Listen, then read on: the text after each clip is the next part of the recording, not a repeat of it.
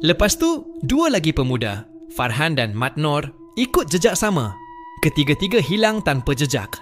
Polis dah cari, tapi tak jumpa walau sehelai baju pun. "Ustaz, saya tahu ni bukan kerja manusia," kata Pak Long sambil tunduk. "Kami rasa ada benda lama yang mula bangkit balik." Aku angguk perlahan. "Saya nak tengok kawasan kubur tu."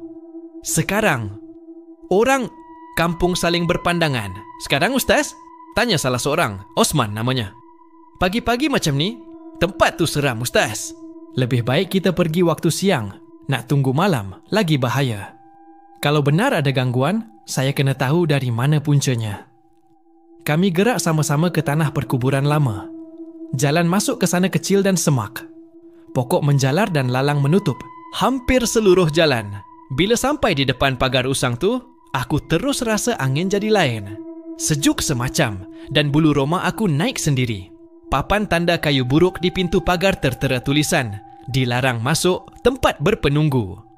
Kata Pak Long, tu tulisan dari zaman dulu. Sejak kejadian aneh lepas pengebumian besar-besaran, tempat ni langsung tak disentuh. Aku melangkah masuk perlahan. Batu-batu nisan lama berdiri sengit-sengit, sebahagiannya hampir reput ditelan masa. Tapi suasana tempat tu tak macam kubur biasa. Ada satu bau hangit yang tak menyenangkan. Macam bau rambut terbakar campur tanah lembap. Langit masa tu pun mendung tiba-tiba. Astaghfirullah. Aku terdengar Osman berbisik perlahan. Dia menunjuk ke satu bahagian tanah yang agak tinggi, dikelilingi 3 pokok besar.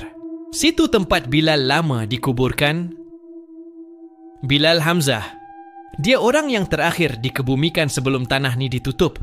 Tapi Ustaz, orang kata dia tak sempat habis azan terakhirnya. Dia mati tengah azan subuh, rebah dengan mulut masih menyebut Allahu Akbar. Aku perhati tempat tu, tak tahu kenapa hati aku rasa berat sangat. Macam ada beban yang tak boleh dilihat dengan mata kasar.